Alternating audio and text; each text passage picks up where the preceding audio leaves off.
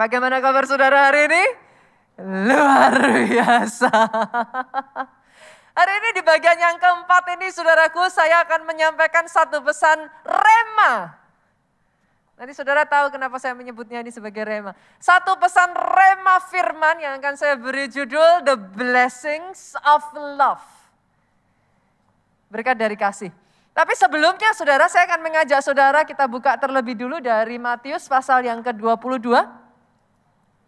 Ayatnya yang ke-37 sampai 38. Out of curiosity aja saudara. Di sini masih ada nggak yang bawa Alkitab?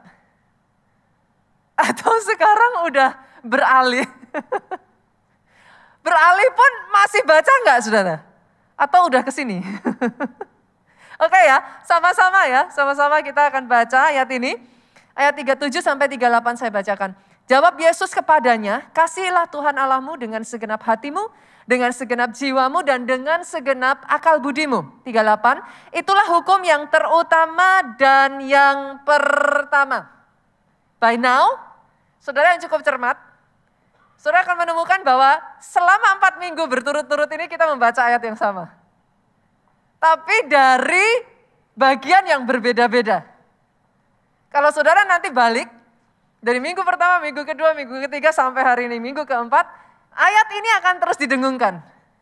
Baik dari perjanjian lama maupun dari perjanjian baru, saudaraku.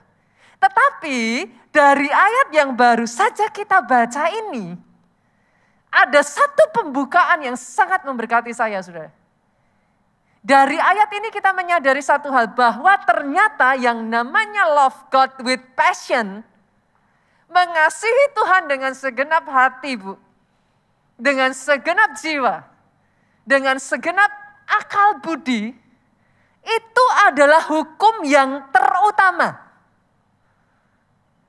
Dan hukum yang pertama. Saya rasa saudaraku, one way or another, saudara menjadi orang Kristen sekian lama, pasti udah pernah dengar ayat ini dong. Ini ayat yang sangat familiar, saudara. Tapi masalahnya bukan apakah kita sudah pernah dengar ayat ini.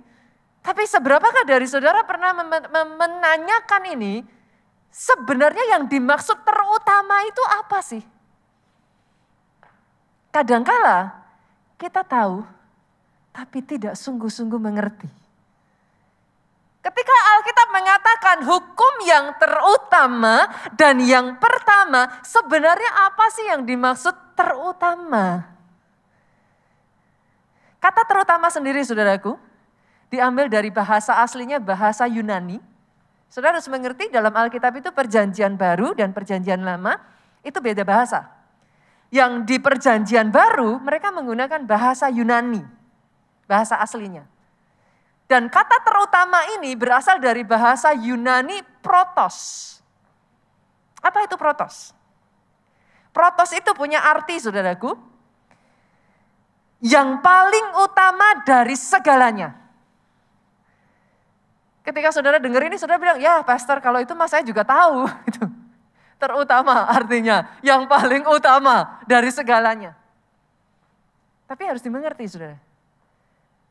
Yang terutama dari segalanya means dalam segi waktu Pak, dia terutama.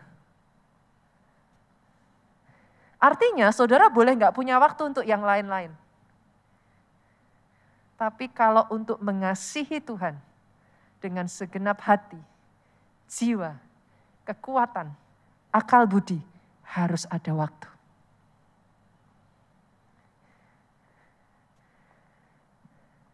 Dari segi order, urutan. Saudara boleh tempatkan yang lain-lain di nomor kesekian. Tapi kalau saudara mengatakan bahwa mengasihi Tuhan itu yang terutama dari semua urutan yang ada, ini harus yang teratas. Saya ulang lagi ya saudaraku ya. Karena kadang kita mendengar, kita mengerti, tapi belum tentu kita benar-benar mengerti. Kalau kita mengatakan bahwa terutama itu artinya dia yang paling penting dari segalanya, termasuk pada kepentingan. Berapa banyak jujur dalam hidup kita ini kita punya banyak kepentingan loh. Betul? Tapi kalau saudara mengatakan yang satu ini protos, mau kepentingan apapun yang lain, boleh disingkirkan.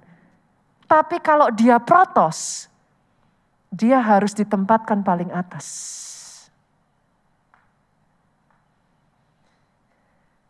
Jujur saudaraku, ada banyak orang Kristen kalau mau ngomong ya, kita berpikir bahwa yang namanya mengasihi Tuhan it's a choice. Sorry loh saudara. Saya harus ngomong ini. Alkitab yang baru saja kita baca mengatakan, ini adalah hukum yang terutama dan yang pertama. In case saudara berpikir bahwa mengasihi Tuhan is a choice. Kalau saya suka ya saya lakukan. Tapi kalau saya nggak suka ya nggak apa-apa, saya nggak lakukan. Saya harus mengingatkan kepada saudara, this is a law. Dia hukum saudara.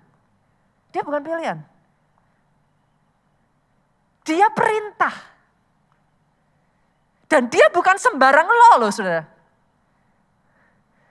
Dia hukum yang posisinya di atas semua hukum yang lain. Wow. Pak, artinya dia top of the top-nya. Dengan kata lain, saudaraku, kalau saudara mengatakan saudara mengasihi Tuhan, dan saudara menyadari bahwa ini adalah hukum yang terutama, kenapa saya harus mengatakan ini, saudara? Karena ada sangat banyak orang Kristen masih berpikir, berapa banyak dari saudara di sini punya anak? Boleh lambaikan tangan? Anak yang sudah bersekolah? Terima kasih, turunkan tangan saudara kembali. Berapa banyak dari saudara yang berpikir, it's not okay kalau anakmu nggak sekolah? Setuju dong? Tapi it's okay kalau mereka nggak berdoa. Kadangkala kita sebagai orang Kristen harus menanyakan ini lagi loh saudara. Sungguhkah ini adalah hukum terutama dan yang pertama dalam hidupmu? Kenapa saya katakan, pastor kenapa begitu keras? Karena jujur kalau saat ini saya tanya semua dari saudara di sini, berapa banyak dari saudara yang mengasihi Tuhan? Saya jamin semua angkat tangan. Ya atau enggak? Ya atau ya saudara? Akan awkward kalau saya tanya berapa banyak dari saudara yang mengasihi Tuhan? Ada di antara saudara bilang, saya tidak mengasihi Tuhan. Kayaknya aneh saudara. Semua orang Kristen saya rasa ya saudara, latah aja ditanya, mengasihi Tuhan enggak? Loh enggak usah mikir. Saudara latah aja keluarnya, ya pastor ya. Tapi yang saudara tidak sadari, berapa banyak dari saudara yang ketika saudara mengatakan, ini adalah hukum terutama, engkau mengasihi Tuhan dengan segenap hati, segenap jiwamu, segenap kekuatanmu, segenap akal budimu. Berapa banyak dari saudara yang mengatakan ini, pastor kayaknya enggak oke loh untuk saya enggak berangkat kerja. Setuju dong? Enggak oke kalau saudara kerja ya saudara harus berangkat kerja. Itunya saya setuju. Tapi berapa banyak dari saudara yang mengatakan, kayaknya Tuhan baik hati loh pastor. Tuhan akan memaklumi kalau saya enggak berdoa. Saudara mengerti poin saya? Doa saya hari ini, karena saya pribadi saudaraku, saya membaca ayat ini berkali-kali Pak. Tapi ketika saya membaca ini, kenapa saya katakan rema? Saya jujur seperti kayak ditampar pipi saya saudara. Kadang dari mulut ini gampang loh bilang mengasihi Tuhan. Tapi berapa minggu yang lalu saya katakan jangan sampai kasihmu itu cheap love. Kasih murahan. Doa saya hari ini ketika saudara mengatakan you love him, saudara tempatkan dia sebagai yang terutama dan yang pertama dalam hidupmu. Saya tidak mendengar kata amin yang paling keras dari tempat ini. Kalau aminnya yang paling keras, tepuk tangannya boleh yang lebih meriah buat Yesus Tuhan kita. Begitu pentingnya yang satu ini saudara. Begitu pentingnya buat Tuhan arti kasih. Itu sampai-sampai saudara, kita buka ya ayatnya. 1 Korintus pasalnya yang ke-13, kita lihat. Sebegitunya loh buat Tuhan, saudara, arti kasih itu. 1 Korintus 13 ayat 1 sampai 3. Dikatakan di sini seperti ini. Sekalipun aku dapat berkata-kata dengan semua bahasa manusia dan bahasa malaikat. Ini amazing loh, saudara. Saya nggak tahu di dunia ini kira-kira ada berapa bahasa manusia yang eksis ya. Gitu. Tapi ini bukan cuma bisa Pak semua bahasa manusia, sampai bahasa malaikat dia bisa. Oh, kurang apa Bu? Saya tanya deh, saudara aja sesederhana gini, pernah nggak ketemu orang yang bisa 4 bahasa? Saudara bilang hebat nggak? Udah keren ya? Bisa 7 bahasa? Wow, bisa 10 bahasa. Mungkin saudara udah kayak yang bravo, keren. Tapi ayat ini mengatakan, orang ini bisa semua bahasa, sampai bahasa malaikat juga dia bisa. Saya nggak tahu kata-kata apa yang dipakai untuk orang macam begini. Tapi ayat ini mengatakan, jika aku tidak mempunyai kasih, aku sama dengan gong yang berkumandang dan canang yang bergemerincing. Di luarnya aja rame, kesannya aja hebat, tapi dalamnya kosong. Begitu rupanya Tuhan itu menekankan tentang pentingnya kasih, saudara. Lihat ayat ini berlanjut begini. Sekalipun aku punya karunia untuk bernubuat. Masih ingat gak saudara, kemarin sebelum pandemi di gereja kita kadang kedatangan tamu hamba-hamba Tuhan dari luar. Saya masih ingat sekali, kadangkala kita kedatangan hamba Tuhan dari luar yang punya talenta karunia bernubuat. Saudara, berapa banyak dari saudara yang setelah selesai masih dikejar tuh hamba Tuhan sampai sana. Tapi yang satu ini saudaraku, bukan sekedar punya talenta bernubuat. Alkitab ngomong, dia mengetahui segala rahasia. Wow. Maksudnya gimana, Pastor? Saudara tanya nih, Pak Pendeta, ini jodoh dari Tuhan atau bukan? Dia jawab, pasti tahu. Saudara tanya lagi, kalau buat saya usaha yang cocok kira-kira apa, Pastor? Pertambangan kah? Kedokteran kah? Atau apa, Pastor? Dia bisa jawab dan semua jawabannya dia tepat. Saudara mau tanya apa, saudaraku? Dia tahu semuanya. Kira-kira saya pengen tanya nih, yang macam begini saudara bakalan antri sampai mana, saudara? Semua jawaban pertanyaan saudara dia punya. Ditambah lagi, nah ini semakin seru saudara. Ditambah lagi memiliki seluruh pengetahuan. Kurang keren apa? Kalau saudara datang sama saya tanya soal kedokteran, saya akan jawab, Pak kayaknya salah tanya deh. Ranah saya bukan di situ. Kayaknya Bapak tanya ke dokter, kan? Gitu kan saudaraku? Saya nggak punya semua jawaban. Tapi kalau yang satu ini, saudara tanya dari segi kedokteran, dia tahu. Saudara tanya dari segi apa? Ketentaraan, dia tahu. Saudara tanya dari segi yang mana? Dia tahu. Dan to make it even better, ayat ini berlanjut. Dia punya iman sempurna untuk memindahkan gunung.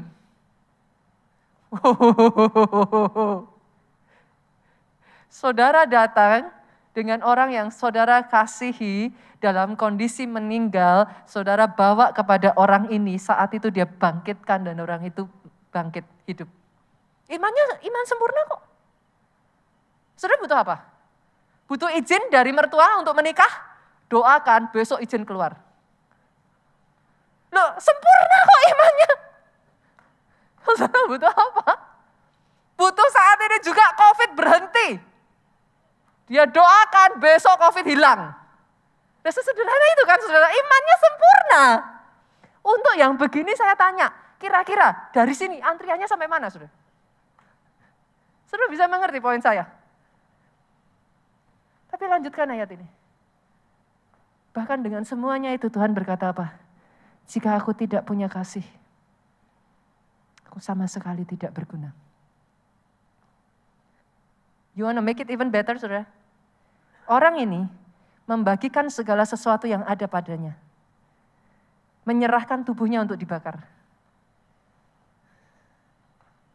Pastor, bukannya kalau orang sampai menyerahkan semuanya, sampai tubuh dibakar, kalau bukan karena kasih, karena apa? Ternyata ada orang yang bisa melakukan semuanya itu tanpa kasih loh. Alkitab ngomong, dia serahkan semua hartanya, bahkan sampai tubuhnya rela untuk dia serahkan dibakar.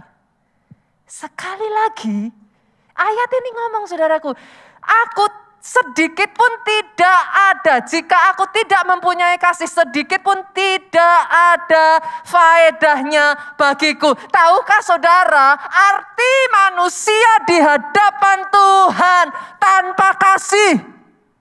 No. Wow, ini ngeri loh saudara. Pastor maksudnya gimana? You can do whatever it is you do. Kau boleh pelayanan, kau boleh di atas mimbar ini. Saya boleh berkhotbah. Saudara boleh melayani dari pagi sampai malam. You can do everything. Di mata Tuhan, tanpa kasih. Kosong.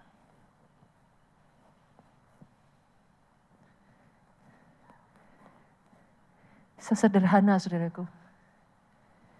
Tidak peduli berapa hebatnya. Kebayang gak sih saudara, kalau yang macam begini aja Pak, itu kosong.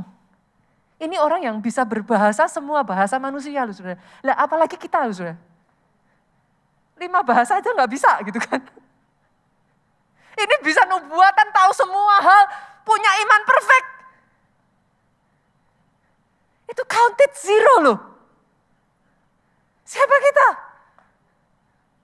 Enggak mendekati. Lihat ini saudara, lihat ini, dengar ini baik-baik. Tidak peduli saudara kalikan berapapun, sebesar apapun, 1 juta kau kalikan dengan 0, dia akan 0.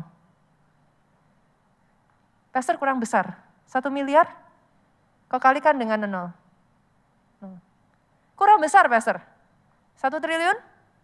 Go ahead, keep going. Kau kalikan dengan 0. Faktor kasih menjadi satu penentu dari semua yang saudara lakukan. Sebaliknya saudaraku, kau boleh kecil. Kau boleh hanya 1. Kayak seolah-olah nothing, gak ada. Dibandingkan orang-orang yang 1 juta, dibandingkan orang-orang yang 1 miliar, dibandingkan yang 1 triliun, kau cuma 1.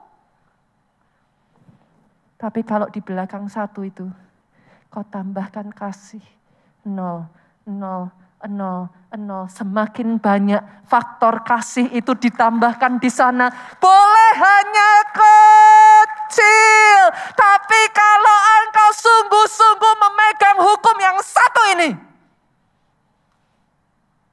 Kasihilah Tuhan Allahmu dengan segenap hatimu. Segenap akal budimu, segenap jiwamu, segenap kekuatanmu. Doa saya di tengah situasi seperti ini, bangkit orang Kristen yang mengasihi Tuhannya seperti ini. Oh aminnya boleh yang paling keras. Aminnya boleh yang paling keras. Gak peduli situasinya boleh tidak mendukung. Enggak peduli keadaannya, itu tidak memberikan alasan bagi saudara untuk tetap mengasihi Tuhan. Enggak peduli saudara ada di mana. Bahkan di negara yang sekalipun culture-nya tidak mendukung, kota yang seolah-olah saudara tidak dimungkinkan untuk mengasihi Tuhan. Tapi orang yang memegang hukum yang 1 ini dengan sungguh-sungguh, dengar ini baik-baik saudara, ada anugerah spesial atas kehidupannya. Ada berkat yang tidak pernah dipikirkan, yang dikejar begitu banyak orang, diberikan atas orang ini. Karena saya melihat ada begitu banyak orang saudaraku. Mereka after blessing. Cari Tuhan kenapa? Cari kesembuhan. Cari Tuhan kenapa?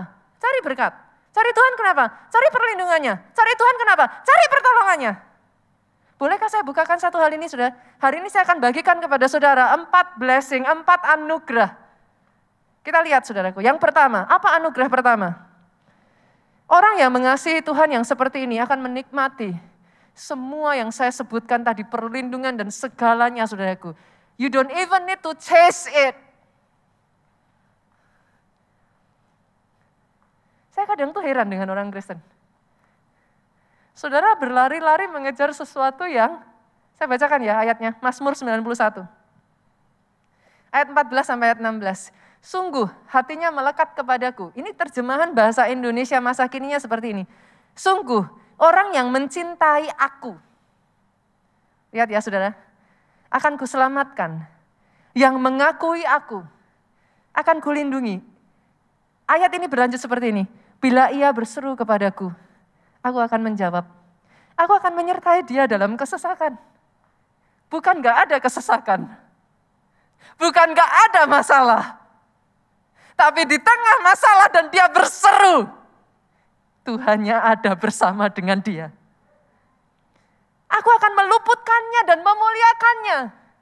Masalah yang seharusnya menghancurkan, justru dibalikkan menjadi sesuatu yang mempermuliakan orang tersebut. Dengan panjang umur akan kukenyangkan dia. Kuperlihatkan kepadanya keselamatan daripadaku.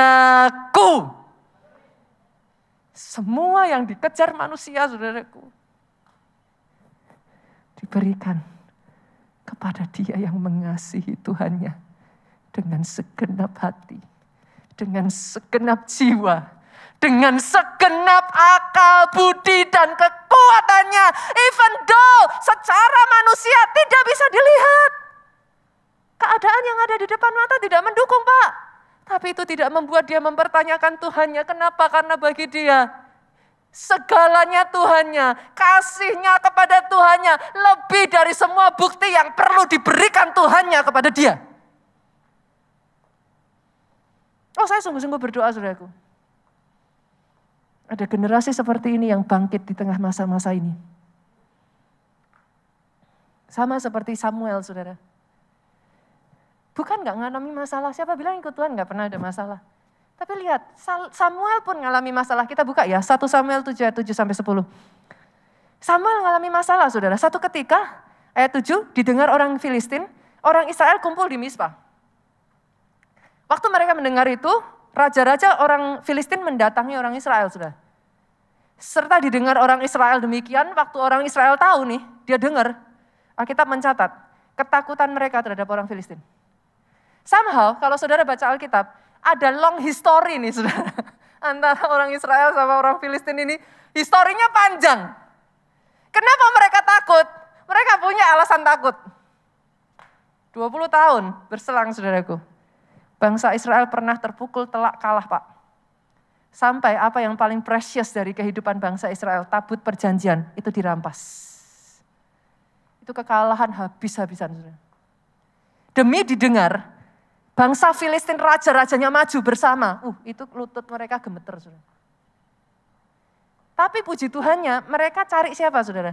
Di tengah situasi itu mereka cari Samuel. Kata orang Israel kepada Samuel, jangan berhenti berseru bagi kami kepada Tuhan Allah kita. Supaya menyelamatkan kami dari tangan orang Filistin itu. Orang Israel tahu bahwa bersama mereka ada satu nabi yang cinta Tuhan mati-matian. Tidak diragukan loh saudara. Dari sejak masa kecilnya dia melayani Tuhan. Bahkan di tengah keadaan yang tidak memungkinkan, saya pernah bacakan buat saudara. Di tengah saat itu orang-orang sebayanya, anak dari imam besarnya, Hofni Pinehas pada saat itu, melakukan dosa yang begitu rupa. Kondisi di mana firman jarang didengar. Samuel sudah habis-habisan untuk Tuhan. Sejak masa kecilnya Alkitab mencatat, dipercayai banyak ahli, itu adalah usia di bawah 5 tahun. Samuel kecil melayani Tuhan. Bangsa ini tahu ada satu orang di bangsa mereka yang cintanya sama Tuhan habis-habisan. Mereka datang kepada Samuel. Sesudah itu Samuel mengambil seekor anak domba yang menyusu, mempersembahkan seluruhnya kepada Tuhan sebagai korban bakaran. Dan ketika Samuel berseru, lihat ini sudah, kepada Tuhan bagi orang Israel, apa yang terjadi? Ditolak doanya? Diabaikan doanya? Maka Tuhan menjawab dia. Saya berdoa di tempat ini di masa kesesakan, di masa kesukaranmu, di masa masalah demi masalah datang, maka Tuhan menjawab doamu.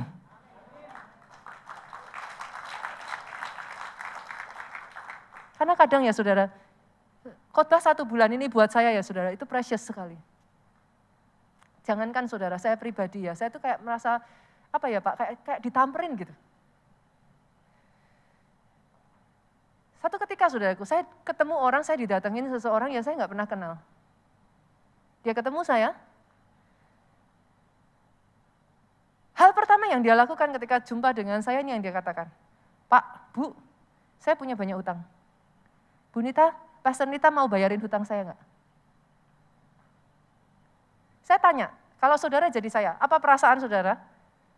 Didatengin orang yang saudara bahkan nggak kenal saudara, nggak tahu siapa dia, tanpa sopan santun, tanpa care about you, dia nyelonong begitu saja, nggak ada ininya saudaraku, dan langsung nembak saudara dan menanyakan kepada saudara, aku punya banyak hutang, bayarin dong hutangku. Saya tanya saudara, rasanya kayak apa kayak digituin? Ilfil nggak? Ilfil. Tapi berapa banyak anak Tuhan memperlakukan Tuhannya seperti itu?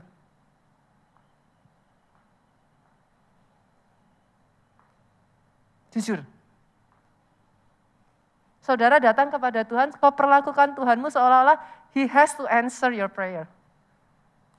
Tuhan aku punya utang, Tuhan masalahku besar, Tuhan A, B, C. Kau datang kepada Tuhan dengan list yang begitu panjang. Izinkan saya katakan ini sudah, Tuhan juga punya perasaan loh. Tuhan bisa didukakan, dia bisa sedih. But do you care? Ada banyak anak Tuhan. Sampai khotbah ini dibuat, saudaraku. Ketika saya bahkan mempersiapkan khotbah itu, saya nangis, saudara. Karena so many people, they just don't care. Mereka nggak peduli Tuhan merasakan apa, mereka nggak peduli. Yang mereka pedulikan, I have all these problems. Tapi tahukah saudara, bagi orang yang bukan mengejar berkatnya, bukan hanya mengejar kesembuhannya, bukan hanya mengejar pertolongannya, bagi orang yang mengejar hatinya Tuhan, semuanya ini diberikan kepada saudara. Saya tidak mendengar tepuk tangan yang paling meriah dari tempat ini. Sejak dari hari ini saya berdoa saudaraku, hati yang mengasihi yang demikian ini. Itu yang bangkit dari anak-anak Tuhan. Kenapa saudara? Yang kedua, orang yang mengasihi Tuhan dengan segenap hati ya saudara, membuat kita tuh nggak terkalahkan. Maksudnya gimana Pastor? Apa ada orang yang bisa tidak terkalahkan? Ada saudara. Kok bisa? Kan namanya masalah saudara, kita bisa up and down. Prinsip dunia mengatakan kehidupan tuh seperti roda yang berputar. Hari ini di atas, besok bisa di bawah. Betul Pak? Tapi ayat Alkitab ini mengatakan tidak begitu. Saudara can be unbeatable. Kok bisa? Kita lihat ayatnya. 1 Yohanes 4:16. Kita telah mengenal dan telah percaya akan kasih Allah kepada kita. Allah adalah kasih. Dan barang siapa tetap berada di dalam kasih. Dengar ini saudaraku. Barang siapa tetap berada di dalam kasih, ia berada di dalam Allah dan Allah di dalam dia. Apa yang saya maksudkan? Tetap berada di dalam kasih. Masalah banyak orang, dia keluar dari kasih. Saya mengalami dalam kehidupan saya, saudaraku, berkali-kali disalah mengerti, difitnah. Tanpa menanyakan kepada saya judgment, asumsi. Berapa kali saya ngalami yang namanya ditikam dari belakang. Orang yang paling saya percaya, orang dekat dengan saya, orang yang selalu mengatakan, Pastor Nita, jangan Pastor Nita maju sendiri, biar saya yang maju. Tapi endingnya tikam saya dari belakang. Tapi dengar ini baik-baik, saudara. Masalah banyak orang, ketika itu terjadi, you don't stay in love. You go out of love. Kau keluar and you fight your own battle. Saudara ngerasa saya berhak, Pastor? Saya diperlakukan seperti itu? Saya berhak membela diri saya? Berapa banyak orang mengatakan kepada saya, Pastor Nita kasih klarifikasi dong. Kalau enggak orang lain ngomongnya enggak benar tentang pastor. Tapi Pastor Nita diam. All this long, saudaraku. Saya tutup mulut. Kenapa? Ketika saya stay in love, saya tidak membalas kejahatan dengan kejahatan. Bukan karena saya enggak mau. Kepengen loh, saudara. Siapa yang enggak kepengen? Tapi ketika saya melakukan itu, saya bertanya pada diri saya sendiri. Kalau saya balas jahat dengan jahat, apakah Tuhan saya disenangkan?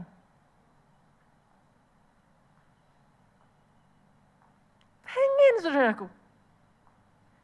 Bisa. Tapi kalau saya lakukan itu, apakah Tuhan saya disenangkan? Satu pertanyaan itu dan saya mengambil keputusan, I wanna stay in love. Tapi ketika saya stay in love, dengar ini baik-baik saudaraku. Allah adalah kasih. Kalau engkau tinggal di dalam Tuhan, firman berkata, siapa lawanmu? Yang mengerti aminnya yang paling keras. Aminnya yang lebih dahsyat buat Yesus Tuhan kita. You are unbeatable. Saudara tidak terkalahkan bukan karena saudara hebat. Bukan karena saudara punya begitu banyak strategi. No. Tapi karena pembelaan datangnya dari Tuhan. Pembelaan yang paling manis. Ketika kau melihat Tuhanmu berkarya di depan matamu, saudara. Dan kalau Tuhan sudah lakukan itu, saudara tahu apa yang terjadi? Kita balik lagi kisahnya tadi ya saudara, Samuel. 1 Samuel 7 pasalnya yang ke-7 ayat yang ke-13 sampai 14, saya bacakan saudara. Ini yang terjadi. Demikian orang Filistin itu ditundukkan. Dan tidak lagi memasuki daerah Israel. Nih, catat ini saudara. Tangan Tuhan, bukan tangannya Samuel. Bukan kekuatannya Samuel, bukan Samuel yang berperang, bukan Samuel yang maju. No, tangan Tuhan melawan orang Filistin seumur hidup Samuel. Ngeri ya saudara? Selama orang yang mengasihi Tuhan ini stay, ada di sana, Tuhan memastikan gak ada satupun yang bisa nyentuh. Dan ketika itu terjadi, lihat ini saudara. Saudara pikir rugi ya? Saya banyak berpikir saudaraku. Dalam hal ini banyak orang menanyakan kepada saya, Pastor bukannya rugi ya? Apa yang jadi haknya Pastor diambil? Pastor rugi dong. Lihat ini ya saudara. Kota-kota yang diambil orang Israel daripada orang Filistin daripada Israel, kembali pula kepada Israel. Apa yang diambil dari hidupmu? Apa yang diperlakukan tidak adil dari hidupmu, dikembalikan berkali lipat atas hidupmu. Saudara boleh rugi secara perasaan, saudara boleh rugi secara waktu, saudara boleh rugi secara harta. Selama di mata Tuhan kau gak salah. Dikembalikan berkali lipat. Sampai di situ? Lihat ini. Mulai dari Ekron sampai Gad, orang Israel merebut daerah sekitarnya dari tangan orang Filistin. Bukan hanya dikembalikan, wilayahnya diperbesar. Musuh saudara bisa melakukan apa saudara? Mau dikembalikan juga sebesar apa?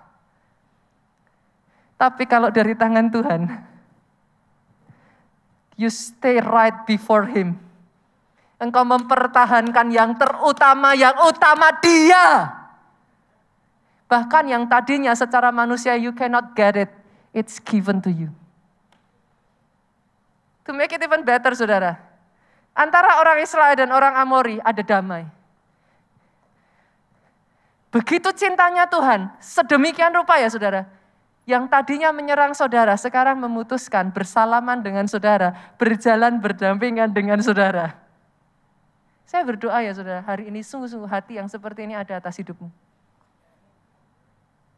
Pastor orangnya nyebelin, pastor. Nggak tahu terima kasih, pastor. Pingin rasanya dipites.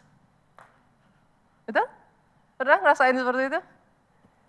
Pastor, uang saya diambil, saya ditipu. Penjarain aja. Kayaknya ini yang seperti ini nggak ada ininya, pastor. Nggak akan kapok, ya, dan lain sebagainya, sudah. Pastor diperlakukan nggak adil, balas aja, pastor.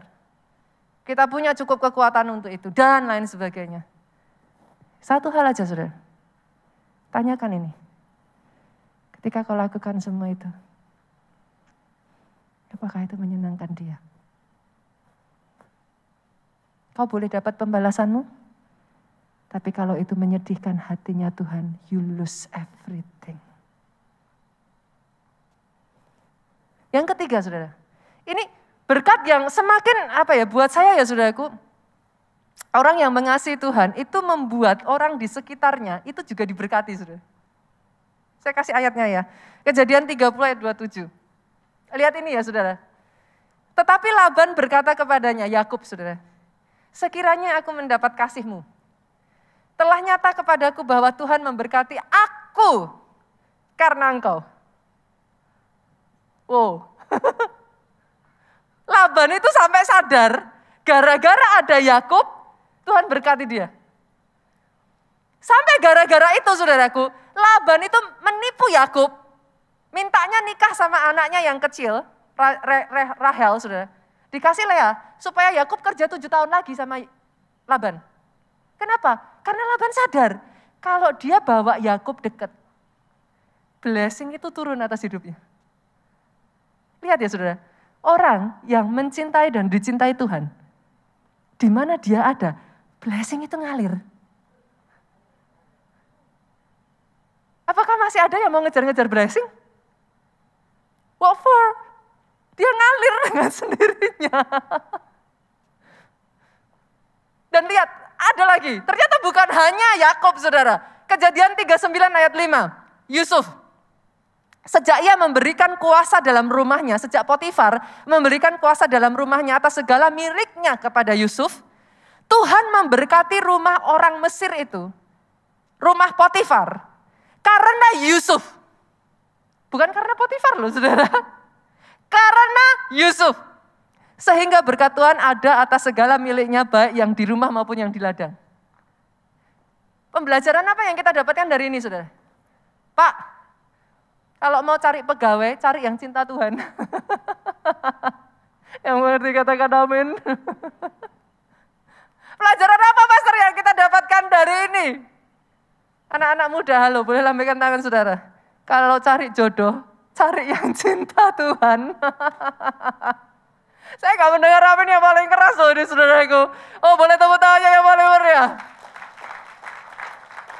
Tapi lebih dari semua ini, jadilah orang yang cinta Tuhan. Bergaullah dengan orang yang cinta Tuhan. Kenapa? Satu orang cinta Tuhan gak bisa enggak kok saudara. Gak mungkin dia cuma diberkati dirinya. Gak mungkin. Alkitab mengatakan, orang di sekelilingnya yang dekat dengan orang yang cinta Tuhan. Begitu besarnya cintanya Tuhan sama orang yang begini, blessing itu mengalir begitu saja. Itu yang saya lihat saudara, ketika saya pergi ke Nigeria. Itu sebabnya ya saudara, istri-istri dengar ini. You are blessed kalau kau punya imam yang cinta Tuhan. Betul itu saudara. Para anggota KKS, you are blessed. Kalau punya KKS pemimpin yang cinta Tuhan.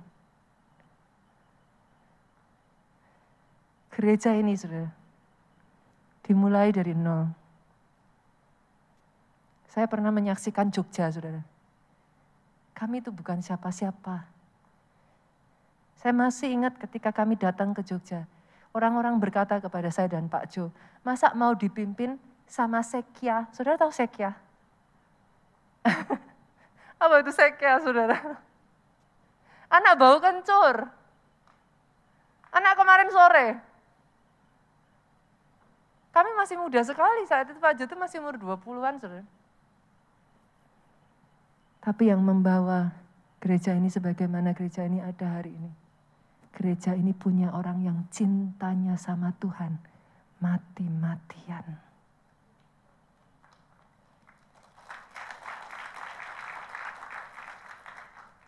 Saya tahu, saudara. Saya pernah satu kali, saudaraku, saya menerima satu persembahan.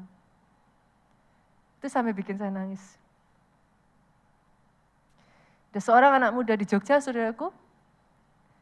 Dia mempersembahkan sepedanya.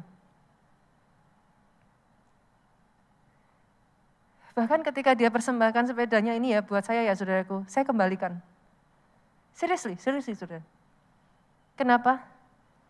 Karena sepeda ini, maksudnya gini saudaraku, ini sepeda yang membawa dia, rumahnya itu jauh. Dengan sepeda inilah setiap hari Minggu dia ke gereja. Ketika dia mempersembahkan sepeda ini saudaraku, puluhan kilometer setiap hari Minggu dia berjalan kaki untuk pergi ke gereja. Saya nangis, saudara. Saya ngomong sama orang ini, it's okay, keep it. Jujur saudara, kalau terima persembahan kayak gini bisa diterima, saudara. Saudara tega? Ya tega loh Pak. Saudara tahu apa jawaban orang ini ke saya? Kalau pastor tidak menerima persembahan ini, berarti pastor tidak mengizinkan saya diberkati Tuhan. Izinkan saya mencintai Tuhan saya, pastor, lewat persembahan saya. Itu saya nangis, saudaraku. Saya tahu ada orang-orang seperti ini. It's not talking about money, but heart. Doa saya yang seperti ini dibangkitkan dari gereja-gereja di Indonesia ini. Orang yang cinta Tuhannya mati-matian. Habis-habisan buat Tuhannya. Bukan masalah nilainya, bukan hanya sekedar masalah uangnya, no. Yang keempat, saudara. Yang keempat. Orang yang mengasihi Tuhan, dengar ini saudara, akan merasakan campur tangan Tuhan itu nyata atas hidupnya. Dan orang yang seperti ini saudara gak akan pernah bisa bilang Tuhan itu gak ada. Orang yang sampai merasakan Yesus campur tangan dalam kehidupannya, bahkan yang terkecil dari hidupnya, saudara bisa menyatakan Tuhanku hidup. Tuhanku nyata. Terserah orang mau bilang apa. Tapi buat aku, Tuhan itu so real. Begitu nyata, begitu jelas di depan. Dalam setiap apa yang terjadi dalam kehidupannya, dia gak pernah mengatakan, kebetulan. Ya mungkin beruntung aja. Dia tahu ada tangan yang tidak kasat mata. Menata satu demi satu hidupnya. Mengatur satu demi satu hidupnya. Memastikan. Itu yang dimaksudkan Roma 8 ayat 28. Allah turut bekerja dalam segala perkara untuk mendatangkan kebaikan bagi orang yang mengasihi Dia. Gak perlu takut, saudara. Saudara tahu arti kata Allah turut bekerja? Kalau dalam terjemahan masa kininya, artinya itu Allah mengatur segala sesuatu. Jadi kalau saat ini, pemain musik boleh maju ke depan. Saya akan closing, saya tutup. Kalau saat ini saudara merasa hidupmu messy, berantakan. You don't even know where to start. Boleh nggak saya minta satu ini saudara? Mulailah di bawah kaki Yesus. Mulailah bukan dengan yang lain-lain, tapi dengan hati yang mau mengasihi Tuhan. Dengan segenap hati, kekuatan, dengan segenap jiwa, dengan segenap akal budi. Karena arti salah satu mengatur, saudaraku. Dari yang tadinya berantakan, ditata satu demi satu. Dan dipastikan indah. Arti yang kedua, saudara. Dia merencanakan begitu rupa, saudara. Saudara pernah lihat gak? Berapa banyak di sini yang pernah datang ke pernikahan? Boleh lambaikan tangan. Semua lah, masa gak pernah datang ke pernikahan? Pernah lah, saudaraku. Saya tanya, kok bisa pernikahan itu berjalan lancar, padahal pengantinnya cuma duduk di atas mimbar? Di atas panggung. Kok bisa lancar? Saudara pernah lihat gak di pernikahan yang pengantinnya itu sibuk bawain makanannya? Pengantinnya yang ngurusin kalau ada tamunya butuh apa. Pengantinnya yang ngajakin orang duduk di meja mana, diaturin satu-satu. Ada gak, saudara? Pengantinnya tuh cuma duduk-duduk loh, saudara. Dia duduk tenang di atas. Kok beres? Ada tangan yang tidak terlihat, halo. Ada wedding organizer yang menata semuanya. Dalam hidupmu, ada yang lebih dari sekedar wedding organizer, saudara. Kau mungkin gak tahu. Ada sebagian orang bertanya kepada saya, Pastor, kenapa kok di gereja keluarga Allah tuh kok bisa tepat ini? Tepat keputusan itu. Bisa tahu kalau harus begini. Harus begitu. Saya jawabnya simpel, saudara. Allah turut bekerja dalam segala perkara. Mendatangkan kebaikan. Kenapa, saudara? Buat orang yang mengasihi Tuhan, Alkitab berkata, buktikan. Orang yang mengasihi Tuhan, salah satu buktinya dia taat. Tapi ketika kau taat, yang tidak masuk pikiran, Pak. Waktu kita taat, kita nangis. Waktu kita taat, kita nggak ngerti. Waktu kita taat, kita bingung. Maksudnya Tuhan apa? Tapi karena kita mengasihi Tuhan, kita taat saja. Hanya untuk mendapatkan dia atur semuanya. Kita berjumpa dengan orang yang tepat, dia pastikan segala sesuatunya. Pintu yang tadinya tertutup, dia bukakan. Dia kerjakan semuanya itu. Bagian kita melihat semuanya ini. Dan kita hanya berkata, sungguh ajaib. Allah yang kusembah, Allah yang dahsyat, Allah yang luar biasa. Itu sebabnya kau bisa mengatakan, saudaraku. Menyenangkan. Boleh gak bangkit berdiri yuk, sama-sama ya. Menyukakanmu. Ketika kau melihat semuanya itu kau bisa berkata, saudaraku. Jangan melalui situasi ini ya, saudara. Justru kau kehabisan cintamu. Justru kau jadi mundur. Jadi kau putus asa. No.